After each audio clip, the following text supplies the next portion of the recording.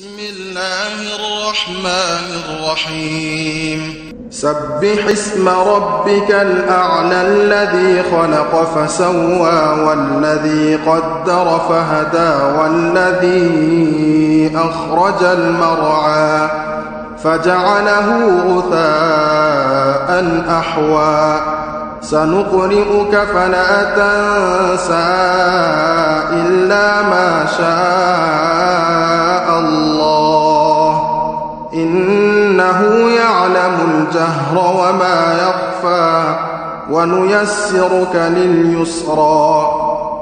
فذكر إن نفعت الذكرى سيذكر من يخشى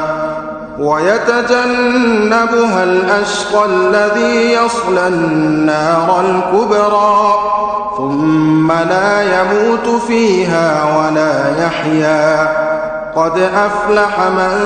تزكى وذكر اسم ربه فصلى بل تؤثرون الحياة الدنيا والآخرة خير وأبقى إن هذا لفي الصحف الأولى صحف إبراهيم وموسى.